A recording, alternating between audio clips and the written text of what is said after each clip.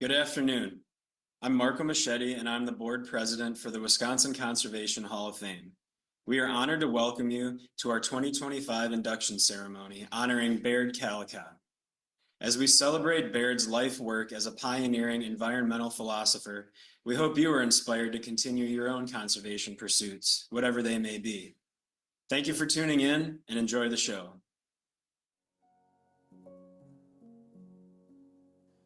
The Wisconsin Conservation Hall of Fame Foundation was created in 1984 to encourage the growth and practice of a conservation ethic as a legacy for the people of Wisconsin, just as our inductees did. The Wisconsin Conservation Hall of Fame is a nonprofit organization guided by a board of directors. Voting member organizations represent more than 30 conservation organizations from around the state. Each year, the Wisconsin Conservation Hall of Fame inducts up to 3 people. To date, there are over 108 inductees who have been honored. You can learn about each of these conservation champions on the Wisconsin Conservation Hall of Fame website. Any person, group of people, or organization can nominate someone for induction into the Wisconsin Conservation Hall of Fame. Nominees have many environmental and conservation backgrounds and varying types of education and experience. From writers to artists, educators to policymakers, from researchers and managers, Wisconsin Conservation Hall of Fame heroes come from all backgrounds and walks of life. The Hall of Fame accomplishes its mission of advancing the conservation ideal by inducting individuals who have contributed significantly to conservation in Wisconsin and the nation. Based on standards and criteria set forth by the Wisconsin Conservation Hall of Fame Board of Directors, all inductees must have significant ties to Wisconsin, and their contributions must have wide-reaching impact affecting a range of natural resources. To maintain objectivity in the selection of inductees, a Board of Governors was created to recommend inductees for selection. Each summer, a 5-member Board of Governors reviews nominations. The highly esteemed governors are an independent body and have in-depth knowledge of Wisconsin's conservation history. The governors select nominations to move forward to the Board of Directors and voting member organizations for their consideration. The board members and organization representatives select the upcoming year's inductees from that list of finalists at their annual selection meeting. While voting membership in the Wisconsin Conservation Hall of Fame is only open to organizational members of the foundation, individuals may participate in the mission by providing annual support. The financial support of member organizations and individuals allows the Wisconsin Conservation Hall of Fame to celebrate, advance, and share Wisconsin's conservation legacy as it hosts induction ceremonies and maintains inductee archives. Going forward, the Wisconsin Conservation Hall of Fame strives to share stories of our inductees through the website and outreach programs to inspire the next generation of conservation heroes. We invite you to learn more about the Wisconsin Conservation Hall of Fame and Wisconsin's conservation heritage by visiting our website at wchf.org. While it would be impossible to fit all of Baird's accomplishments into this induction ceremony, we've prepared a video montage, and we hope you enjoy seeing some photos and learning about Baird's life and work. This portion, as well as the entire induction ceremony, will be available to be viewed online after tonight's ceremony. Enjoy.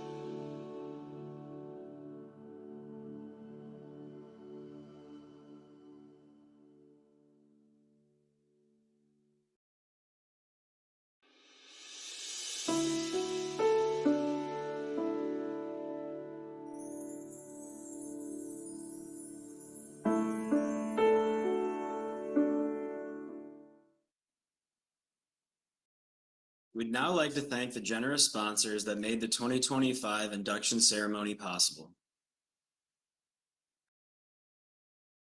At the platinum level, the Aldo Leopold Foundation, longstanding partners of the Wisconsin Conservation Hall of Fame and one of our voting member organizations. At the gold level, Richard Hemp, current Wisconsin Conservation Hall of Fame board member. At the silver level, the North Central Conservancy Trust, dedicated to protecting conservation lands in north central Wisconsin. The Thrivent practice of Jason Machete, providing advice, insurance, investments, banking, and generosity, located in Madison. At the bronze level, the Winnebago Audubon Society, the Ice Age Trail Alliance, and the Wisconsin Outdoor Communicators Association, both voting member organizations, and individual contributions from Tom Hauge, Kathleen Falk, Christine Thomas, Todd Ames, and Marco Machete. At the supporter level, Sharon Gaskill, Jerry Knuth, Ruth Ann Lee, Kurt Miney, and Peter McKeever. In-kind supporter, University of Wisconsin-Stevens Point, for providing technology support throughout the ceremony today. We'd also like to thank all of our 34 voting member organizations. To learn more about these organizations, or perhaps nominate your organization, scan the code on the screen now. And lastly, perhaps you'd consider supporting us so that we can continue to honor the legacy of Wisconsin conservation heroes into the future. Any amount would help us to maintain this ceremony next year and beyond. Thanks for joining, and we'd sure appreciate your support. We will now hear from Michael Paul Nelson, a former mentee of Baird's and the author of several books, papers, and other publications, including The Great New Wilderness Debate. First of all, a big congratulations to my mentor, my professor, my co-author, my collaborator, my fellow environmental philosopher, my supporter, my pal, and my fellow Packer fan, J. Baird Callicott, on this amazing and well-deserved honor. This is an honor made all the more impressive given that the list of names included in the Wisconsin Conservation Hall of Fame certainly overlaps tremendously with a list of names in any kind of National Conservation Hall of Fame. I first met Baird in perhaps 1986. He was my professor in ancient Greek philosophy. I began working with him again in 1991 as a newly minted master's student while on a year hiatus from graduate school and while working on the receiving dock at Fleet Farm. Over the years, many years now, decades in fact, we've collaborated on many projects, including 3 books. Of course, Baird's contribution to conservation in Wisconsin and elsewhere, and by elsewhere I mean nationally and even globally, his contribution includes all manner of positions held, conservation and professional organizations participated in and even led, and all of the other activities of a yeoman conservation leader. But perhaps most noticeably, certainly for me, is that Baird's most important contributions to conservation come in the form of important conservation concepts analyzed and critiqued, for example, the concept of wilderness. Arguments for an inclusive environmental ethic, rigorously argued for over decades, the land ethic. University courses in ethical and environmental ethical theory taught. That is, Baird is being inducted into the Wisconsin Conservation Hall of Fame as a philosopher, and because he is a philosopher. I'm not sure I can adequately express how special that is, how rare that is, but also how absolutely critical that is. Our practices, conservation or otherwise, don't just happen. We don't do things just because. We do things for reasons.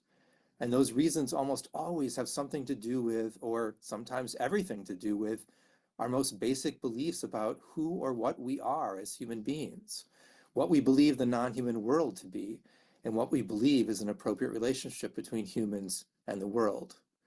That is, our conservation practices are rooted most fundamentally in philosophical and ethical assumptions and beliefs about the world.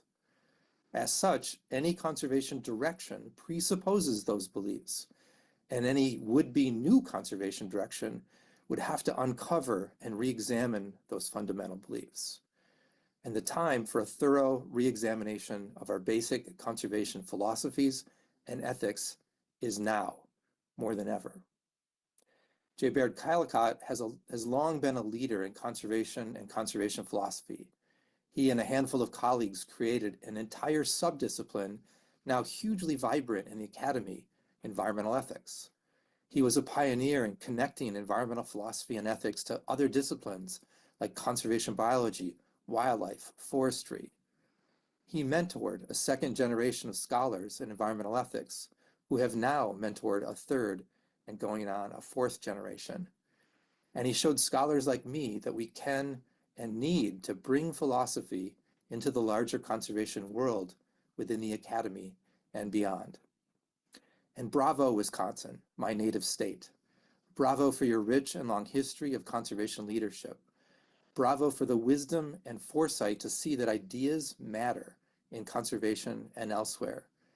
And thank you for affording me the honor of participating in the induction of J. Baird Callicott into the Wisconsin Conservation Hall of Fame. Congratulations, Baird. It's an honor most well-deserved. I'm proud of you. We will now hear from Buddy Huffaker, President and CEO of the Aldo Leopold Foundation. Greetings, everyone. I'm Buddy Huffaker, the President and Executive Director of the Aldo Leopold Foundation.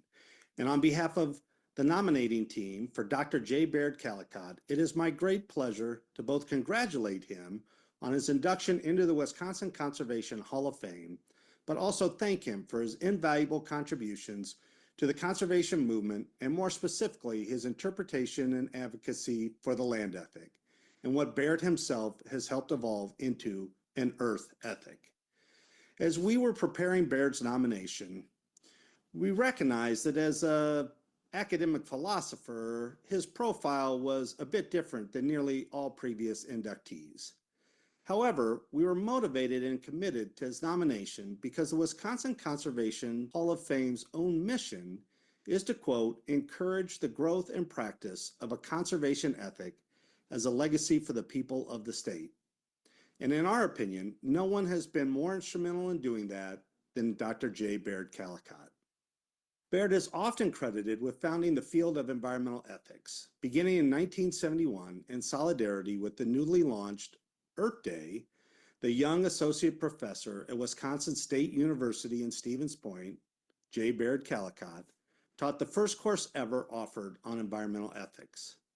He continued to teach the course for the next 25 years at UWSP, ensuring most graduates in natural resources had some grounding in conservation philosophy. In fact, the course he created, Philosophy 380, Environmental Ethics, has now been taught continuously for over 50 years at the country's largest undergraduate program in natural resources, educating and equipping an estimated 13,000 students to advance a conservation ethic. With numerous awards and notations, Baird has served as the co-editor-in-chief of the Encyclopedia of Environmental Ethics and Philosophy and authored or edited a score of books, book chapters, articles, and essays on environmental philosophy and ethics. For the last 10 years, Baird has served as the senior assigning editor of the Journal of Conservation Biology.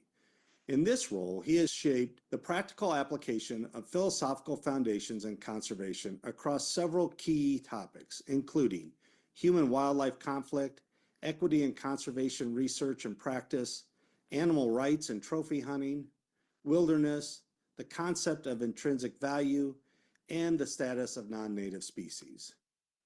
Because of the foundational nature of Baird's work dating back over 50 years, many, unfortunately perhaps most, individuals that have and are working in the broad field of environmental conservation don't even know the full extent to which Baird's work has helped clarify and improve their own thinking and ability to convey the importance of conservation.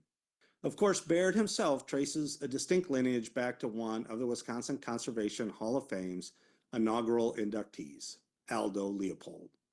Baird's 1987 edited volume, companion to his Sand County Almanac, provided the first interpretive and critical discussion of Leopold's classic work. Then in 1989, In Defense of the Land Ethic, explored even more deeply the intellectual foundations and development of Leopold's ecological and philosophical insights.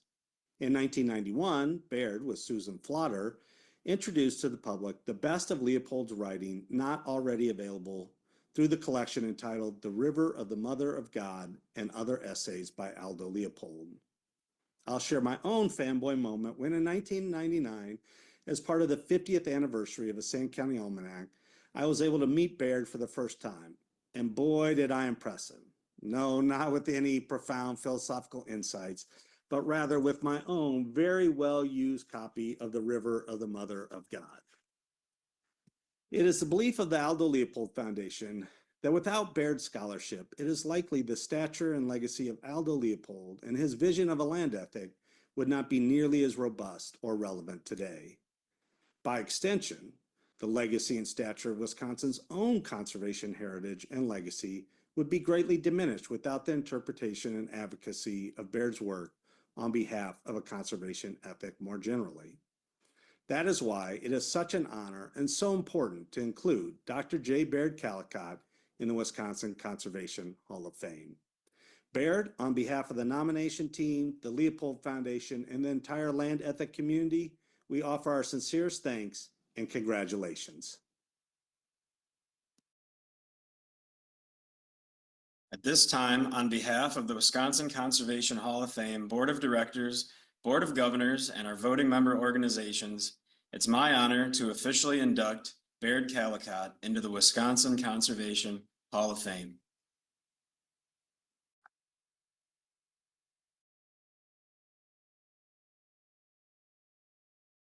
We will now hear from Vinnie Moresi, 71st Assembly District Representative, who will share a legislative citation in honor of Baird. Hello, Dr. Callicott. State Representative Vincent Moresi here. It is my distinct honor to congratulate you on your induction into the Wisconsin Conservation Hall of Fame. You've often been called the founder of environmental ethics and taught the world's first course right here at UWSP in 1971. I myself studied your works in 1998.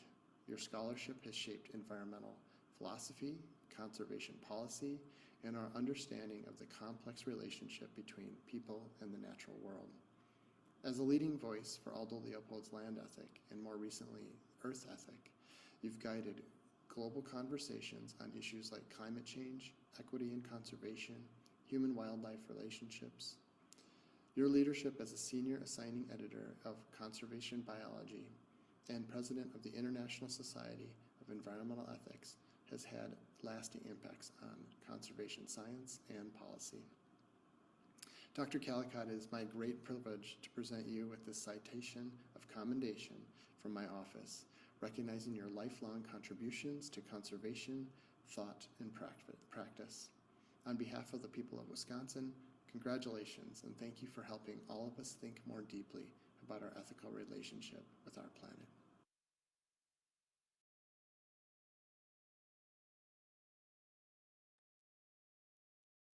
Good afternoon, everybody.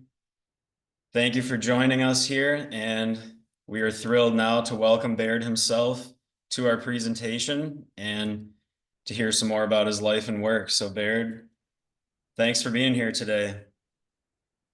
Thank you, Marco. It's just a huge honor, and I just want to thank everyone who has been so generous in conferring it on me.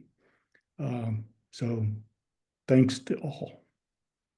We're honored to have you in, and had to put my tissues away there after the video and all the stories and photos of your incredible career. And I'm really excited that we can have you live here to revisit some of those stories. So I'd like to start with after your first year of college, you and a friend set out down the Mississippi River, and your destination in sight was the city of New Orleans. But as you headed down the Big Muddy, you encountered, I guess, less than pristine conditions, and you never made it to New Orleans. How did that trip and what you found along the way and the condition of the river, how did that impact your future approach towards your work and maybe your worldview? Well, I had always, being born and raised in Memphis, Tennessee, lived on the Mississippi River. My father, renowned Memphis artist, often painted scenes from the river. So it meant a great deal to me emotionally and culturally and personally, really. And so this trip was conceived to be more romantic than it turned out to be, because we found out that, even as we got farther south from Memphis, which was discharging probably industrial and municipal waste directly into the river, that it was still, just really sad. And on the way, if we were to get all the way to New Orleans, we would have to go from Baton Rouge down about 80 miles through Cancer Alley. And so it just turned out to be a very disappointing experience. And I think it motivated me for the first time to think hard about conservation and the way human beings were treating the natural environment. Mm. Wow. And so your first professor job was right there in Tennessee, and a rather intense story. I think it's fair to say how that job came to an end and how you found your way here to Wisconsin. But since this is the Wisconsin Conservation Hall of Fame, we'd love to hear how you ended up in Wisconsin and how, as you say it, the best thing that ever happened to you was being fired, which many people wouldn't say probably, but. Well, I began my professorial career at the University of Memphis, then Memphis State University, in 1966. And at that time, I was an ABD, all but dissertation. I had gone back to Memphis to work on my dissertation, escaping somewhat similar conditions to, so far as weather is concerned, to Wisconsin in Syracuse, New York. And at that time, it's hard for us now to imagine, but in 1966, the University of Memphis had only been desegregated for a handful of years. And the small cohort of Black students, African American students on campus, wanted to form a Black Students Association, but in order to be recognized by the university, they needed a faculty sponsor. And one of the leaders of that group was a student of mine, again in my ancient philosophy course, which was what I was basically oriented to during my graduate school days, asked me to be the sponsor of the Black Students Association. And so it was a pretty routine job, just helping them organize activities, somewhat administrative, some academic, until the sanitation workers' strike began in 1968. And so that involved the Black Students Association and me as the faculty sponsor in coordinating campus support for the sanitation workers' strike with the larger civil rights organizations that had come to Memphis in support. That, as most of us know, culminated in the support of Martin Luther King, who was unfortunately assassinated on April 4th, just a few days ago, so many years ago, in Memphis, which was a tremendously traumatic event for the whole city and further divided it along racial lines. And because of my participation in the campus demonstrations and admittedly being a young professor involved in you know the arts scene in Memphis and the music scene and that sort of thing. I Sure. think that the conservative administration just thought that they no longer had use for my services. And so at the end of the year, I just got a non-retention letter. And with a baby yet less than a year old, I really needed a job. And Wow. so I put out various applications, and the first offer I got was from UWSP, was in even Wisconsin State University, Stevens Point, and I was so happy to have it. Uh, but I didn't realize that I was located in the perfect spot in order to be able to pursue what I had already been thinking about virtually since my Mississippi trip days, uh, Okay. to begin to think about the human relationship with nature, how we are now, how our understanding of the natural world has been transformed through the theory of evolution and through the science of ecology, and how greatly this impacts the way we relate to the natural environment. And so with the College of Natural Resources there as both a sort of student clientele and intellectual resources for me, people who could help me understand better wildlife ecology, soil science, conservation science, and so on. That was just the ideal situation. So getting fired was the best thing that ever happened to me because it provided the context at UWSP for me to explore this new field in philosophy. Yeah. Wow. And it was probably one of the better things that happened to the state of Wisconsin as well, if I may say.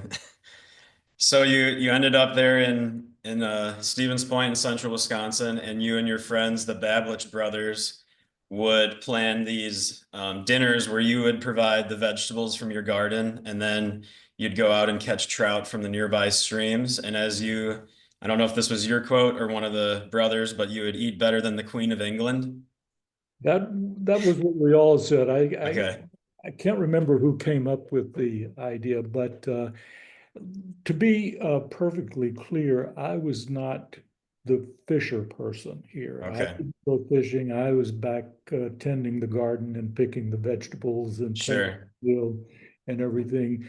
Bill, Steve Bablich's older brother, a contemporary of mine, unfortunately, he died at the age of 69. So it's been a while Okay. since Bill has been in the world, and Steve and I miss him terribly. But he was a really, really good fisherman. So good that he would say, okay, let's get together for a trout dinner. You do the vegetables, and now I'm going to go fishing. I mean, he was so confident that we could we could simply plan on his skills in bringing back some very nice trout out of the Tomorrow River, which is east of Stevens Point in the Amherst area. That's if you saw the picture of the log cabin that Yes. located right over the Tomorrow River. In fact, it was Bill's uh, that I had designed and helped him build. So um, I'm glad it's still standing. Yeah, that's a beautiful structure. Awesome to see that. So did you find that I guess getting your sustenance from the land, from the local waters, and from your backyard, did that impact your your work and your philosophy and where you were headed with your career and your thought patterns at the time? Oh, absolutely. I mean, I think one of the aspects of environmental ethics has to do with what we consume. Mm, Food is a big part of it. And so to be able to basically live in a sustainable way from local resources for a big part of our diet. I mean, I had a big garden. It was the size of the footprint of the house I lived in and more, wow. next door a lot. So we had a lot of surplus. We did canning, freezing, and that sort of thing. So we were enjoying vegetables well into the winter. And so that was indeed a part of the experience. I was also trying to be at that time what is known as bioregional. There's a whole movement of bioregionalism.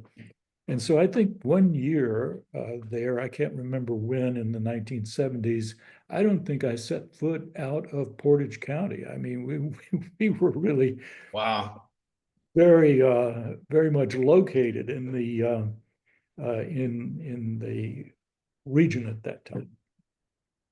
Well, it's a wonderful place to be. Yes, it is.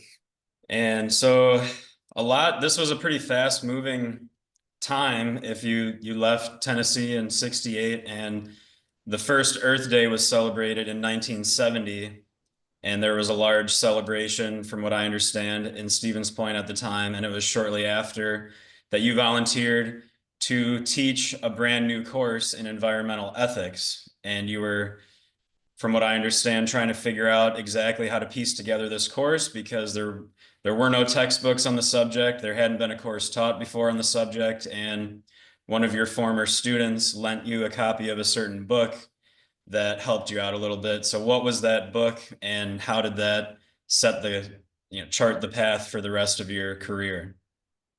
Well, first of all, I don't want this student to remain nameless. Okay, yeah. He has, he is, he was a friend then, as well as a former student, uh, a very close friend, and we have remained friends throughout our lives. I visit him every chance I get when I'm in Wisconsin.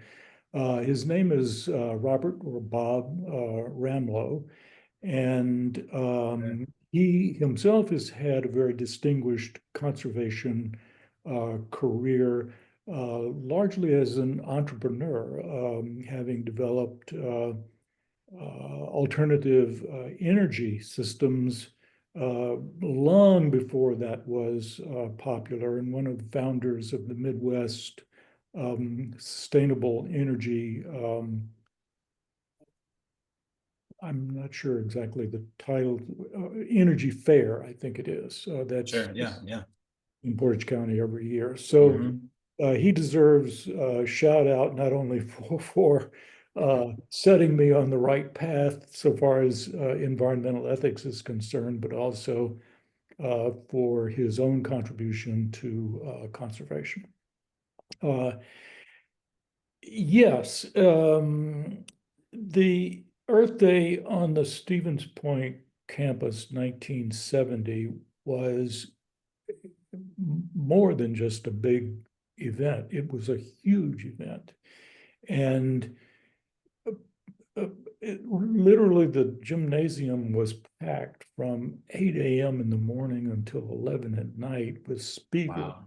Wow. speaker pouring out their sense of outrage at what was happening to the environment, all of this having built up during the 1960s. And then suddenly does the dam burst when the opportunity presented itself. And so following that, a group of faculty got together to form a multidisciplinary or interdisciplinary environmental studies program, including history. So all of Okay. the sciences would be involved in the College of Natural Resources one way or another, but also including history, political science, economics. And I just was carried away in the moment and raised my hand and said, I can teach a course in environmental ethics. And then I had to face what to teach. And as you point out, there were no obvious resources because this was the world's first. And so it was Bob Ramlow who handed me his copy of the Sand County Almanac and said, I think you might find this worth reading. My thought was, what is an almanac written by someone whose name sounds like an old farmer, you know, the old farmer's almanac? What good Right. would it do me? And then I read it and came to the land ethic at the end, and I had a eureka moment. This is it. This is the core. I can build around this book and this essay in this book to create environmental ethics, because Aldo Leopold really already had created. It was just not expressed in academic terms, which is to its credit, but I was going to give it Right. this deeper academic treatment. I like to think of the land ethic, the essay, The Land Ethic in Sand County Almanac as the tip of the conceptual iceberg. The most of the iceberg is underwater. That's the part you see. And so what I was doing is taking a deep dive into the conceptual underpinnings of the land ethic. Okay, I like that, the iceberg. And this has led you to become pretty close with many members of the Leopold family for many years, from what I understand. So tell us what that has meant to you, personally and in your career and from a conservation angle.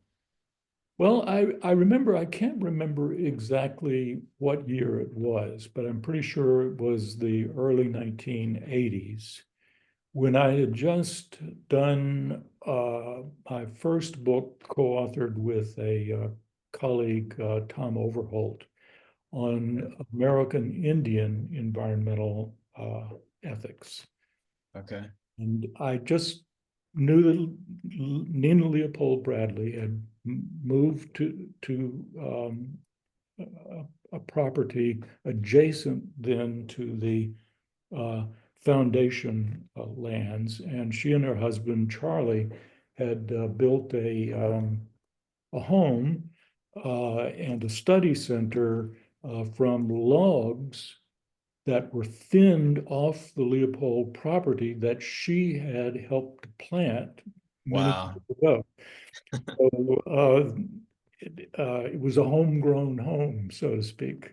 Wow. Well, anyway, she met me as in the driveway, and I gave her the book, and she just sort of was so welcoming and so, friendly and so supportive that I just was taken away, and with the generosity that she expressed. And then Aldo Leopold, during his time at the University of Wisconsin-Madison, would hold Monday night seminars at the shack, weather permitting, I think maybe over the summer. And so she and Charlie continued that that activity, Monday night seminars, of course, not for University of Wisconsin-Madison students, but just a gathering of people. And so Okay. I was invited there several times to make a presentation. I would attend on other occasions to just hear whatever speakers and enjoy the camaraderie and so on. Charlie Bradley played guitar. It was something that was very much Nice. part of the Leopold family. Carl Leopold, in fact, was an expert classical guitarist. But Charlie played guitar. Kurt Miney, who joined us a bit later, also is a great guitarist and singer. And so after the the intellectual events, then we would sit around in the shack and make music. I was what I sometimes refer to as a half-assed bass player. So I would take my bass down there, and it would be, just a wonderful time making music and having a beer and getting to just enjoying one another's company. Wow, what an image. So a big part of what the Wisconsin Conservation Hall of Fame is about is celebrating and advancing. So we want to celebrate those that have dedicated their lives to conservation and made tremendous contributions like you have. And we also are hopeful that by celebrating individuals like you, we can encourage the next generation to keep going and to bridge new gaps. And so I guess what would you say to them, and maybe touch on why is it important for conservationists who maybe are in school and taking a lot of courses in science and more of the resource management side of things? Why is it important for them to look at things from a philosophical lens and consider that side of things? Well, I think Michael Nelson in his presentation made a very, very clear statement of the importance of philosophy for conservation. And that, yeah, as just to quote what he said, conservation doesn't just happen out of, nothing. I mean, we're motivated. Nothing happens except that is motivated by values of some sort. So that's where the ethics aspect comes in, but also it's motivated by certain concepts. Just to get back to Nina Bradley, one of the things that we learned in the course of conservation is that edge effects, and this was been quite a while ago, edge effects are very bad for interior obligate bird species. It makes them more vulnerable to predators, nest parasites, and so on. But Nina said, oh, now we think that edges are, we need to minimize edges. But back in Dad's day, it was all about edge, edge, edge. So here you see, we learned something, and so conservation is always a dynamic, conceptual and ethical thing. Now, in terms of the way the ethics of conservation is evolving, it really quite rapidly. One of the things that has recently been a focus of conservation discussion from an ethics point of view is how to integrate animal ethics and conservation ethics. The basic difference is this, is that animal ethics is about the individual welfare of animals, whereas conservation ethics is about the community and the ecosystem. It's holistic as opposed to individualistic. And so somehow, and it's not clear exactly how, we need to be able to integrate these two things because animal ethics is becoming an increasingly well-developed and important field in ethics, in part because we have learned more and more about animal awareness, animal consciousness, animal agency, and so on. In other words, animals are a good deal more complicated, with a more robust subjectivity than before. And that should change our view of them and our interaction with them. But then we have conservation, which has often proceeded on the basis of a rather callous attitude towards individuals if they're an invasive member Yeah. of an invasive species, Right.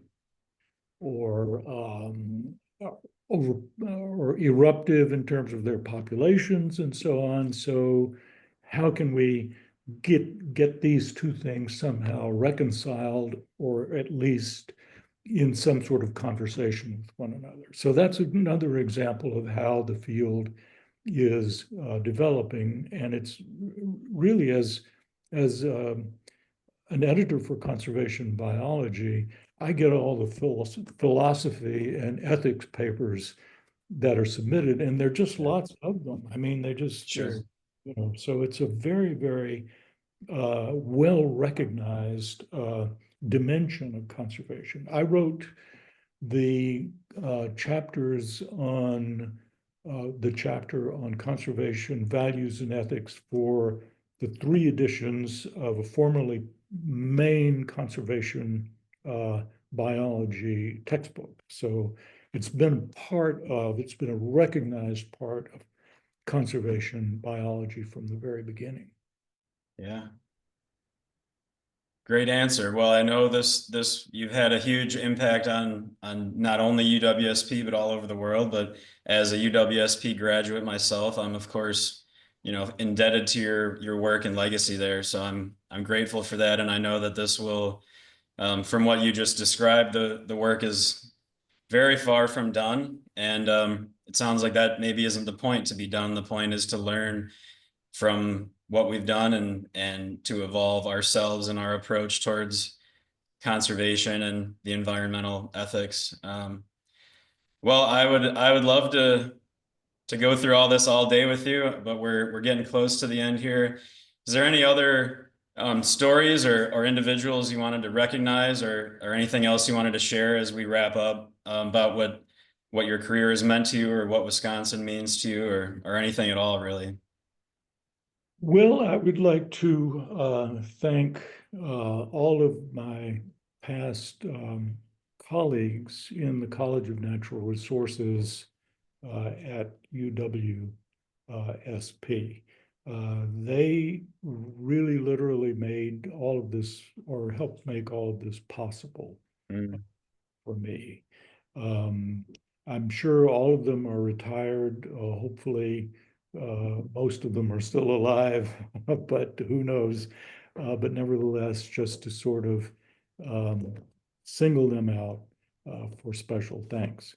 I would also like to single out the Aldo Leopold Foundation for all of the work that it has done. I have been honored to be a member of the board of directors for the past, I think, 5 years now. And that has been an absolutely wonderful experience. It brings me back to Wisconsin twice a year for the in-person board meetings. We have 2 virtual ones in addition. Okay. And I've just gotten to know the staff led by Buddy Huffaker of the foundation. I notice in the chat that Jen Anstedt has Yeah. entered a few remarks here. Thank you, Jen. And her work has been just wonderful in holding the whole thing together and making sure, that the trains run on time, Sure.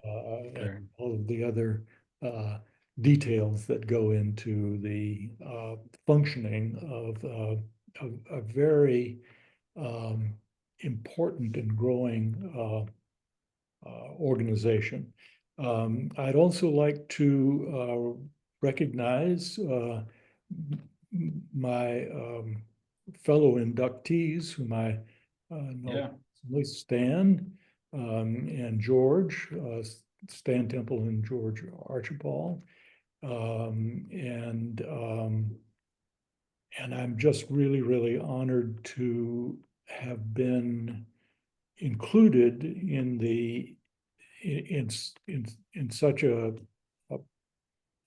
incredible group of conservationists, starting with Aldo Leopold, John Muir, and Gaylord Nelson, who, as most people probably know, was one of the Senate sponsors, or the Senate sponsor of the Earth Day legislation. So this has just been an incredible experience for me. I want to thank you, Marco, Of course. and Ruth Ann for sort of shepherding me through the process of being an inductee. And I want to thank everybody else whom I've forgotten to thank here in the course of these comments. So that's it. Wonderful. Well, I'm sure they know who they are. Well, it's been an absolute honor to hear about your life and work, and for anyone wanting to learn more about Baird's work, he has many books out. He's got a tremendous website with stories and links to articles. So there's a wide world of your body of work out there, and I certainly have enjoyed delving into it, and I look forward to learning more. So thank you for everything that you've done, and congratulations on this well-deserved recognition, and we'll stay in touch with you. Okay, thank you. Thanks, Baird. Bye, everyone. Thank you all for tuning in. This does conclude our special induction ceremony today honoring Baird Callicott. We'd like to thank, of course, Baird himself for being here and sharing some of his stories. We'd like to thank the Wisconsin Conservation Hall of Fame Board of Directors, as well as our Board of Governors and our voting member organizations. And we hope that you'll stay in touch with the Hall of Fame. Please visit our website, maybe sign up for our e-newsletter, consider nominating a worthy individual. Nominations are open through the end of May this year. And we certainly would appreciate your financial support as well if you feel so inclined. We have links on our website to donate. And keep in touch with us. We are thrilled to be able to do this work, and we look forward to doing it for many years to come. Thank you all for tuning in. This video will be available on our website shortly after the ceremony today, in a week or so. So it'll be up there for all to view and enjoy. And we have many other resources online as well. Hope you have a wonderful rest of your weekend and stay safe, and best wishes with all of your conservation pursuits, whatever they may be. Thank you so much, and take care.